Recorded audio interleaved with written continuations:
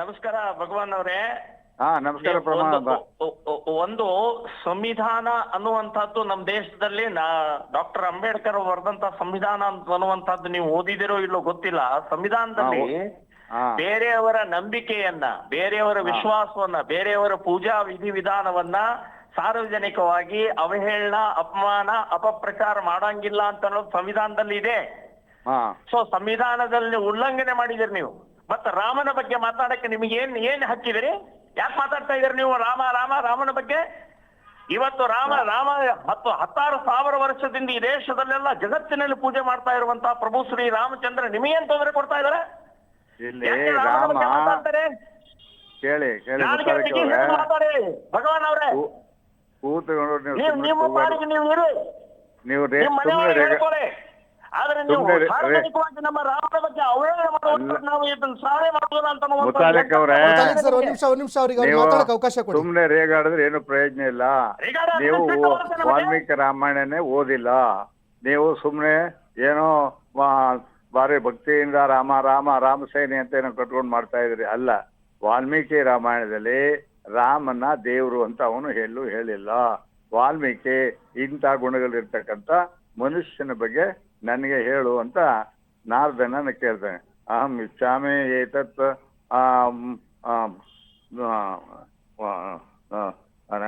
ನರ ಏತತ್ ನರಂ ಅಂತ. ಇಂಥ ಮನುಷ್ಯ ಇದ್ರೆ ಅವನ ಬಗ್ಗೆ ನನಗೆ ಹೇಳು ಅಂತಾನೆ. ನರ ಅನ್ನೋ ಮಾತು ಬಳಸಿದ್ದೇನೆ ಹೊತ್ತು ಏತತ್ ಇಚ್ಛಾಮಿ ಅಹಂ ಶ್ರೋತುಂ ಪರಂ ಕೌತೂಹಲಂ ಹೇ ಮಹರ್ಷೇತುಂ ಸಮರ್ಥೋಸೆ ಜ್ಞಾತುಂ ಏವಂ ನರಂ. ಇಂಥ ಮನುಷ್ಯನ ಬಗ್ಗೆ ನನಗೆ ಹೇಳು ಅಂತಾನೆ ಹೊರತು ಅಲ್ಲಿ ರಾಮನ ದೇವರು ಅಂತ ಅವನು ಹೇಳಿಲ್ಲ. ಮನುಷ್ಯ ಅಂತಲೇ ಹೇಳಿದ್ದಾನೆ. ಅವನ್ನ ಒಬ್ಬ ಆದರ್ಶ ವ್ಯಕ್ತಿಯಾಗಿ ಚಿತ್ರಿಸ್ಲಿಕ್ಕೆ ವಾಲ್ಮೀಕಿ ಹೊರಟಿದ್ದಾನೆ. ಅದನ್ನ ಅರ್ಥ ಮಾಡ್ಕೋಬೇಕು ಹೊರತು ಅವನ್ನ ದೇವ್ರು ಮಾಡಿದ್ದಾನೆ ಅಂತ ಅಂದ್ರೆ ಅದು ತಪ್ಪು. ನಾವು ರಾಮಾಯಣವನ್ನ ಸರಿಯಾಗಿ ಅರ್ಥ ಮಾಡ್ಕೊಂಡಿಲ್ಲ ಅಂತ ಆಯ್ತದೆ. ಆಯ್ತು ನೋಡಿ ಭಗವಾನ್ ಅವರೇ, ಈಗ ನಾನು ಕೇಳಿ, ನಾನು ಕೂಡ ರಾಮನನ್ನ ದೇವರಂತ ನಾನು ಹೇಳಲ್ಲ.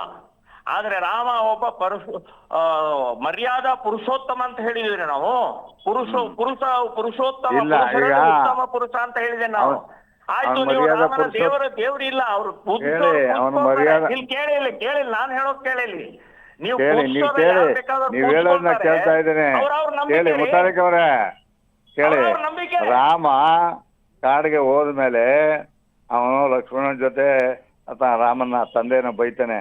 ಇವನು ನಮ್ಮನ್ನು ಕಾಡುಗೊಳಿಸ್ತಾ, ಏನು ಅವನ ಹೆಂಡತಿ ಕೈಕೆ ಸುಖವಾಗವ್ರೆ, ನಾವು ಇಂಥ ಪರಿಸ್ಥಿತಿ ಬಂದು ಇವನ್ನ ಎಂತ ತಂದೆ ಅಂತ ಅನ್ನಕ್ಕಾಗುತ್ತಾ ಅಂತ ತಂದೆಯನ್ನು ಅವನು ಹೀಗೆ ತುಂಬಾ ನಿಂದಿಸ್ತಾನೆ. ಆ ನಿಂದಿಸಿರೋ ಮಾತುಗಳನ್ನೆಲ್ಲ ನಾನು ವಾಲ್ಮೀಕಿ ರಾಮಾಯಣದಿಂದಾನೇ ತೆಗೆದು ನಾನು ಪುಸ್ತಕದಲ್ಲಿ ಕೊಡಿದ್ದೀನಿ. ರಾಮ ಮಂದಿರ ಏಕೆ ಬೇಡ ಅನ್ನೋದ್ರಲ್ಲಿ. ಆದ್ರಿಂದ ರಾಮ ಅವನನ್ನ ನಾವು ಮರ್ಯಾದ ಪುರುಷೋತ್ತ ಅಂತ ಹೇಳಕ್ ಆಗೋದಿಲ್ಲ. ಅವನು ತಂದೆಯನ್ನು ಬೈತಾನೆ. ಆಮೇಲೆ ಅವನು ರಾಜ್ಯಭಾರ ಮಾಡ್ತಾ ಇದ್ದಾಗ ಯಾರೋ ಮಾತಾಡಕ್ಕೆ ಬರ್ತಾನೆ. ಆಗ ಲಕ್ಷ್ಮಣ ಹೇಳ್ತಾನೆ ಯಾರನ್ನು ಒಳಗೆ ಬಿಡ್ಬೇಡ ಅಂತ. ಲಕ್ಷ್ಮಣ ಅವನು ಹೆದರ್ಸ್ತಾನೆ. ಅವನು ಯಾರೋ ವಾಲ್ಮೀಕಿಗೆ ಅವಮಾನ ಮಾಡ್ತಾ ಹೇಳಿ ಆಗ ಅವನು ಎದುರು ಬಿಡ್ತಾನೆ.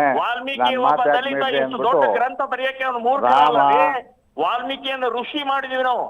ಅಂತ ಶ್ರೇಷ್ಠ ಋಷಿಗಳ ಹೇಳಿದಂತ ವಿಚಾರವನ್ನ ನೀವು ಅವಹೇಳನ, ಅಪಮಾನ ಮಾಡ್ತಾ ಇರುವಂತದ್ದು ನೀವು ಯಾರು ಹಾಕು ಕೊಟ್ರಿ? ಯಾಕೆ ಮಾಡ್ತಾ ಇದ್ರಿ ನೀವು? ರಾಮನ ಮೇಲೆ, ರಾಮಾಯಣದ ಮೇಲೆ ಯಾಕೆ ನಿಮ್ಗೆ ಸಿಟ್ಟು?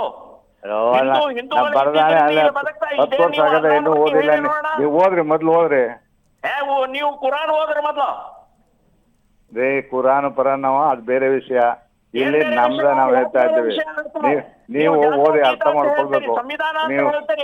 ನೀವು ಕೂಗಾಡ್ಬಿಟ್ರೆ ಏನು ಪ್ರಯೋಜನ ಆಗೋದಿಲ್ಲ ರೀ.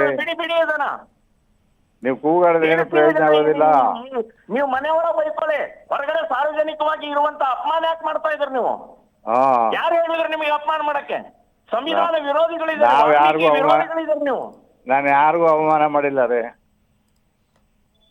ಯಾರಿಗೂ ಅವಮಾನ ಮಾಡಿ. ನಿಮ್ಮ ಮೇಲೆ ಕೇಸ್ ಹಾಕ್ತೀವಿ, ಹುಡುಗಲ್ಲ. ಈಗ ಸಂವಿಧಾನವನ್ನ ಉಲ್ಲಂಘನೆ ಮಾಡಿದಂತ ಭಗವಾನ್ ಅವ್ರ ಮೇಲೆ ಕೇಸ್ ಹಾಕಿ ಅವ್ರನ್ನ ಒಳಗಡೆ ಹಾಕಬೇಕು ಅಂತ ಹೇಳ್ತಾ ಇದ್ದೀನಿ. ಯಾವ ಸಂವಿಧಾನ ಇದಕ್ಕೆ ಸಂಬಂಧ ಇಲ್ಲ. ಸಂವಿಧಾನಕ್ಕೂ ಏನು ಸಂಬಂಧ ಇಲ್ಲ. Okay, hello.